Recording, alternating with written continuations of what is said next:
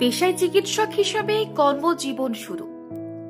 আর সেই কর্মজীবনে থাকাকালীন গরিব মানুষের কাছে উন্নত মানের চিকিৎসা পরিষেবা পাওয়াটা কতটা কঠিন তা নজরে আসে তার।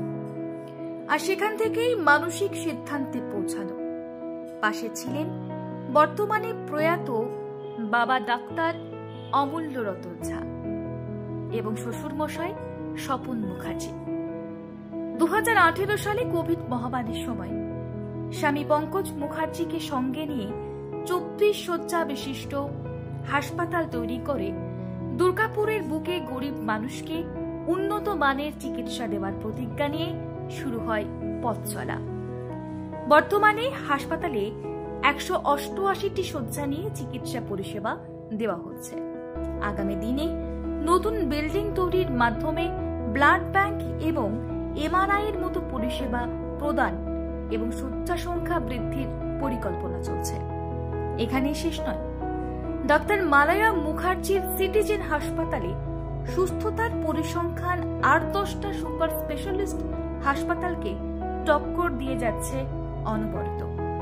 তার হাসপাতালে স্থানীয় বেকার ছেলে মেয়েদের কর্মসংস্থান দেওয়ার পাশাপাশি চিকিৎসা পরিষেবাকে মানব সেবা ধর্ম হিসেবে পালন করে চলা মালায়া মুখার্জির সম্পূর্ণ হয়ে ওঠার ইতিহাস। নারী দিবসের মঞ্চে কুর্নিশের দাবিদার। আমি যখন কোনো হসপিটালে কারো আন্ডারে করতাম, it's my responsibility to look after the patient, that's different issue. সেখানে আমার ডিউটির একটা টাইম সীমাবদ্ধ ছিল, আমি যেতাম, আমার টাইমে যেতে হবে, পাংচুয়ালিটি শুড বি মেনটেন। এটা একটা ছিল পেশেন্টের প্রতি কেয়ার, বা আমাকে এইচওডি যেভাবে বলতেন আমি সেভাবে করতাম। কিন্তু এটা হচ্ছে আমার সম্পূর্ণ নিজের হসপিটাল, যেখানে প্রতিটা পেশেন্টের নাও অলমোস্ট 120 পেশেন্টের কোথায় পেশেন্টের কোন জিনিসটার অসুবিধা হচ্ছে বা কোন জিনিসটার জন্য ওটি ডিলে হচ্ছে বা পোস্টপোন হচ্ছে, ইচ অ্যান্ড এভরি ইনফরমেশন আমার কাছে থাকে। এই মুহূর্তে আমাদের almost super speciality all departments are available and working. নতুন আমাদের যেটা CTVS department and their well experience টিমও অ্যাভেলেবেল আছে। আমাদের এই অলমোস্ট প্রায় 30 cases of CABG and valve replacement হয়ে গেছে এবং প্রত্যেকে সাকসেসফুলি আমরা বাড়ি পাঠাতে পেরেছি। এই মুহূর্তে আমাদের নতুন আরেকটি বিল্ডিং সংযোজন হতে চলেছে, তার মধ্যে আমরা এমআরআই, ব্লাড ব্যাংক এই দুটো ইমিডিয়েট সংযোজন হবে।